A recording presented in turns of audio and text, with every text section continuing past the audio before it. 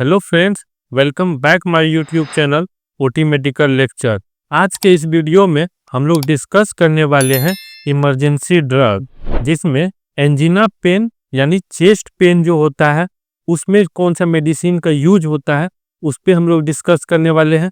Heart failure में कौन सा मेडिसिन का यूज होता है उस पर हम लोग डिस्कस करने वाले हैं।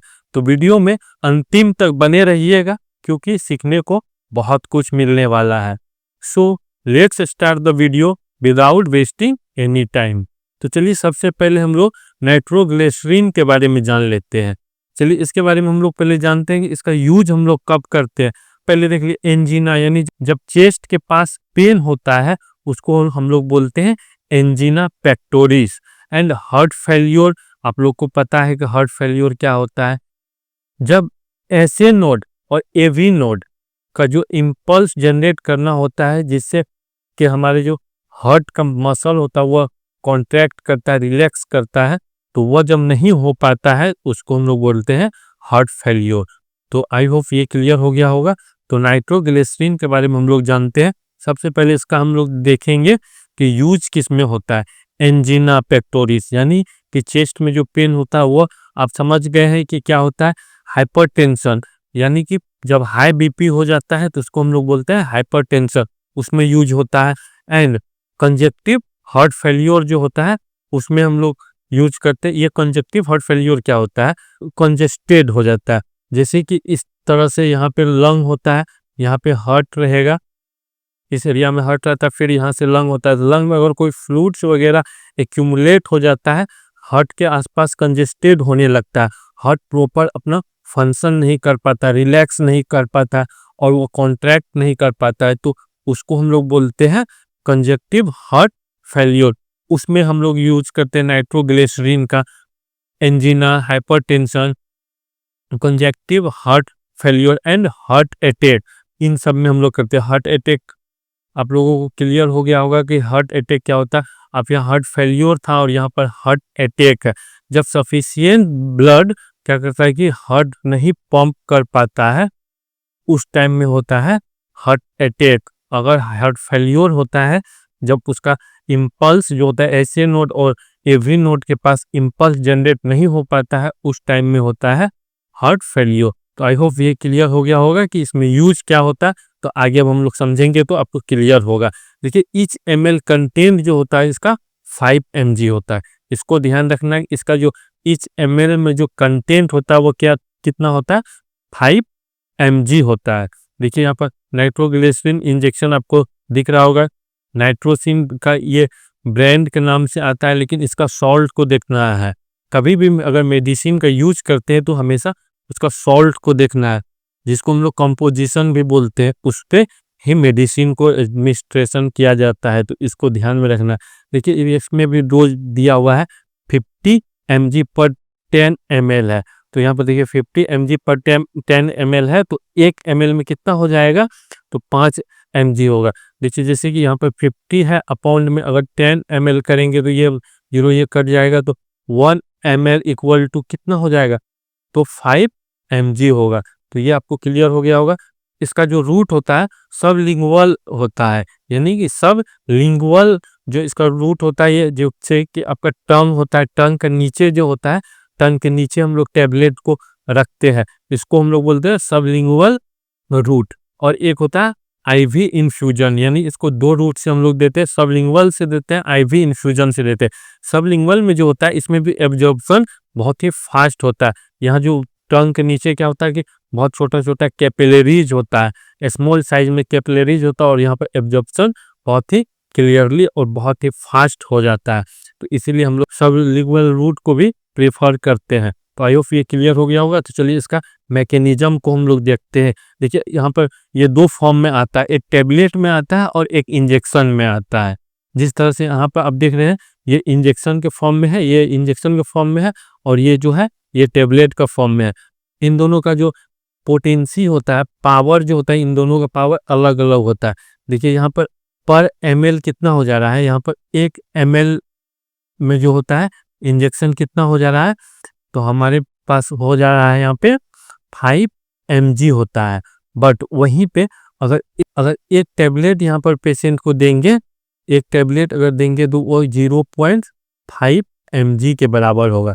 तो आई होप ये आपको क्लियर हो गया होगा कि ये कितना होता है। चलिए इसका मैकेनिज्म को हम लोग देखते हैं। मैकेनिज्म इसका जो है इसको देखते हैं। रिलीज नाइट्रिक ऑक्साइड, यानी कि जब इस टेबलेट बॉडी में जाता है तो यहाँ पर नाइट्रिक ऑक्साइड क्या करता है कि रिलीज करने लगता है। And vascular smooth muscle relaxation, यानी कि जो हमारा वेस्कुलर यानी वेसल जो होता है वो क्या होता है कि स्मूथ हो जाता है, वहाँ का जो मसल को क्या करता है स्मूथ कर देता है, रिलैक्स हो जाता है वहाँ पर। उसके बाद क्या होता है वेसो डायलेशन हो जाता है। चलिए वेसो डायलेशन जो होता है इसको भी हम लोग समझते हैं कि वेसो डायलेशन किस तरह से होता है।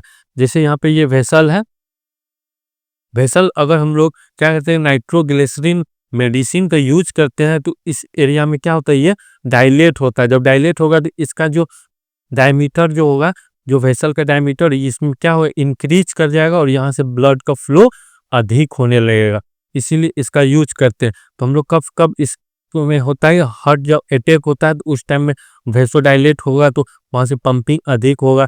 एंजिना का जो पेन आता है, जो चेस्ट का पेन आता है, तो उस टाइम में भी ये अफेक्टिव होता है।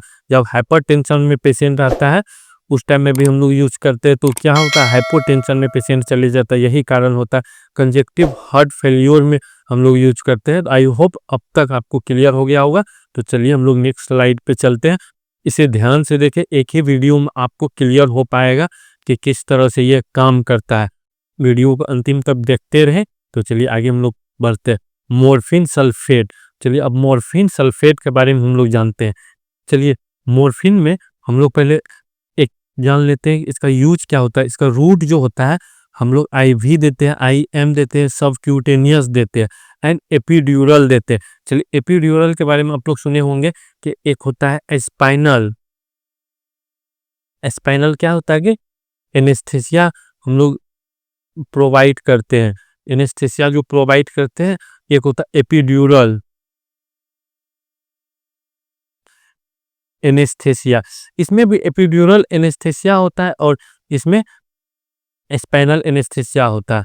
अगर हम लोग लॉन्ग टर्म के लिए कंटिन्यू पेशेंट को हम लोग सीडेट करके रखना होता है उस टाइम में हम लोग एपिड्यूरल एनेस्थेसिया देते हैं। बट यहाँ पे हम लोग किसके लिए यूज करेंगे एपिड्यूरल को, पेन मैनेजमेंट के लिए। तो चलिए आगे हम लोग अब समझते हैं कि इसका यूज कब हम लोग करेंगे। जैसे कि यहाँ पे आपको एपिड्यूरल दिख रहा होगा, इसका यूज हम लोग सिर्फ करेंगे पेन को मैनेज करने के लिए, पेन मैनेजमेंट के लिए इसका यूज करेंगे। मॉर्फिन जो है ये क्या होता है ओपियाइड्स मेडिसिन होता है। एक होता है ओपियाइड्स, एक होता है नॉन ओपियाइड्स। जैसे यहाँ पर आपको दिख रहा होगा, यहाँ पर जो बाइंड कर रहा है इसका मैकेनिज्म को हम लोग पहले समझते हैं, फिर आगे आपको क्लियर होगा।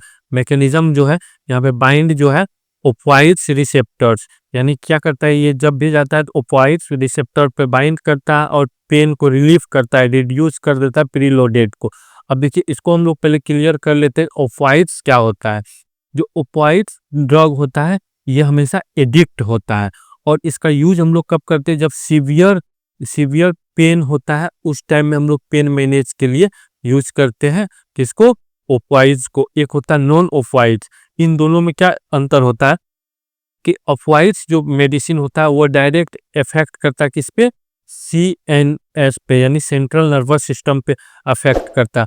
और नॉन ओपियाइड्स जो होता है जिसको हम लोग NSAIDs बोलते हैं, ये जो होता है ये डायरेक्ट CNS पे अफेक्ट नहीं करता है, ये थैलेमस और मेडुला पे इफेक्ट करके वहां से पेन को कम करता है। तो इन सब का जो मैकेनिज्म है हम लोग नेक्स्ट वीडियो में बहुत ही डीपली डिस्कस करेंगे। इसमें हम सिर्फ आपको इतना क्लियर करना चाहते हैं कि ये रिसेप्टर्स किस तरह से वर्क करता है, तो आपको क्लियर हो गया होगा। और नॉन ओपियाइड्स जो होता है वो एडिक्ट नहीं होता, ओपियाइड्स एडिक्ट होता है, इसको भी याद रखना है आप लोगों को। तो चलिए ये क्लियर हो गया होगा किस तरह से ये काम करता है ओपियाइड्स और नॉन ओपियाइड्स। तो हम लोग ओपियाइड्स का कब यूज करते हैं, जब सीवियर पेन का मैनेज करना होता है उस टाइम हम लोग यूज करते हैं।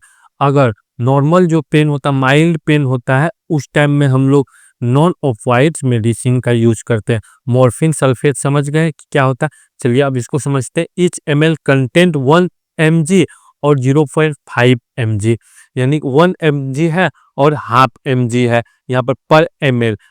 1 ml में 1 mg होता है एक मेडिसिन, और एक होता है 0.5 mg। यह देखिए अलग अलग इस तरह से कैसे होता है। इसमें आप जो देख रहे हैं ये इंजेक्शन है, यहाँ पर जो आप देख रहे हैं इस एरिया में ये क्या है, इंजेक्शन है। इंजेक्शन का जो डोज है वह पर ml में 1 mg है।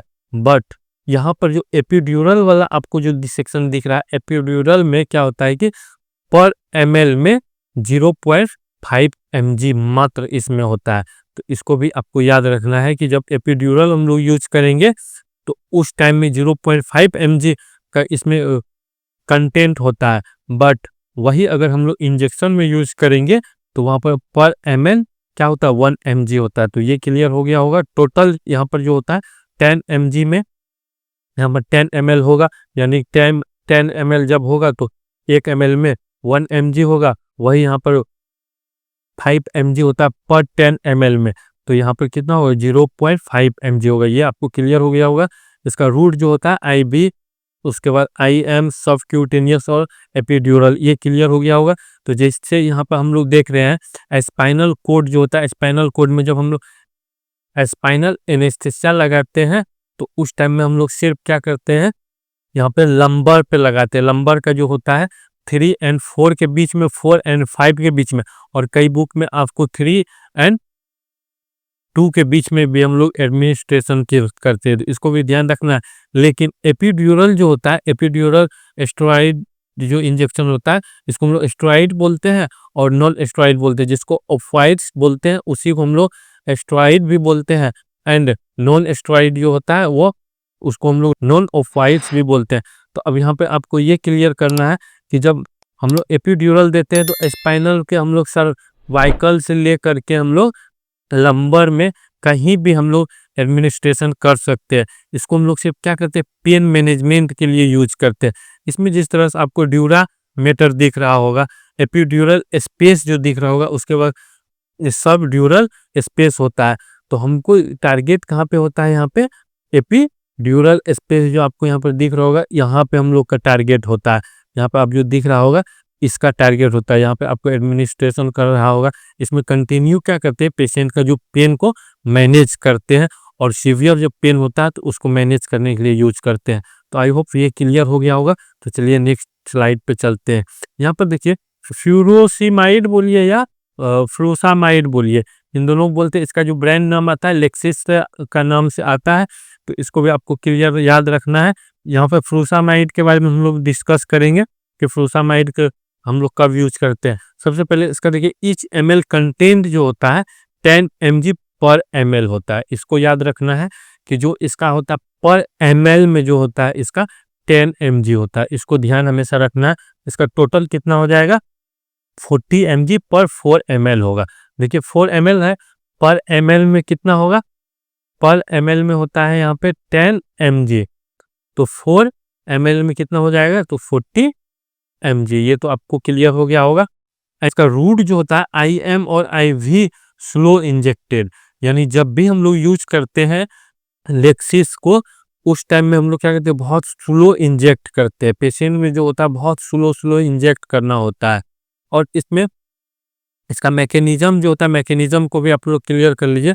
Block sodium chloride and potassium री एब्जॉर्प्शन जो होता है इंक्रीजेज यूरिन आउटपुट, यानी हमेशा लेक्सिस का यूज कब करते हैं कि हम लोग इंक्रीज करवाते हैं।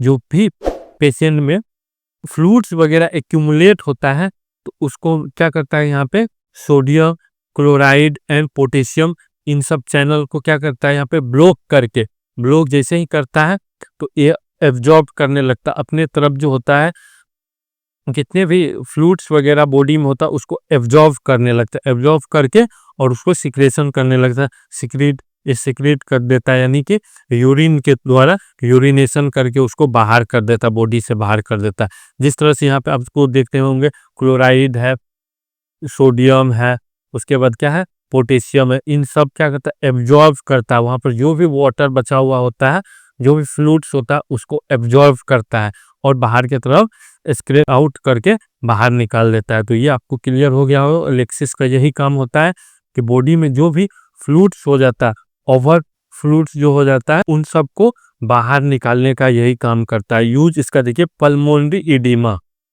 इडीमा क्या होता है कि कोई भी फ्लूइड्स क्या बॉडी में जो फ्लूइड्स होता है एक्यूमुलेट हो जाता है, एक जगह जब जमा होने लगता है तो उसको हम लोग बोलते हैं इडीमा। इडीमा क्या स्वेलिंग की तरह दिखने लगता है, यानी स्वेलिंग जैसा दिखने लगता है, तो उसको हम लोग बोलते हैं इडीमा। उसके बाद फ्लूइड ओवरलोडेड, जो क्या होता है बॉडी में फ्लूइड ओवरलोड होने लगता है। क्रोनिक हार्ट फेल्योर, जब क्या होता है क्रोनिक हार्ट, लंबे समय से अगर क्या होता है हार्ट का प्रॉब्लम होता है, उसको हम लोग बोलते हैं क्रोनिक हार्ट फेल्योर। तो उस टाइम में भी इसका यूज करते हैं। क्रोनिक किडनी डिजीज, अगर क्रोनिक किडनी डिजीज होता है, अगर लंबे समय से जो किडनी में कोई भी डिफेक्ट होता है, तो उसको हम लोग बोलते हैं क्रोनिक किडनी डिजीज। तो उसमें ये बहुत ही ज़्यादा रोल अपना अदा करता है, यानी कि बहुत ही इफेक्टिव होता है ये मेडिसिन। तो आई होप ये आपको क्लियर हो गया होगा कि किस तरह से ये वर्क करता है। अगर ये वीडियो आप लोगों को क्लियर हुआ होगा तो चैनल को लाइक और सब्सक्राइब जरूर कर दे। इस तरह का वीडियो हम अक्सर अपने चैनल पे डालते रहते हैं, तो एक बार आप जा करके चैनल को भी विजिट कर ले, और प्लेलिस्ट भी बनाए हैं, प्लेलिस्ट को भी जा करके देखें। हम जो भी वीडियो बनाते हैं तो आप लोगों का हर एक कॉन्सेप्ट को क्लियर करने के लिए हम अपना फुल एफर्ट लगाते हैं। तो आप भी अपना एफर्ट लगाएं और चैनल को लाइक और सब्सक्राइब कर लें, क्योंकि इस तरह से का वीडियो हम अक्सर अपलोड करते रहते हैं। तब तक पढ़ते रहें, प्रैक्टिस करते रहें। Thank you for watching.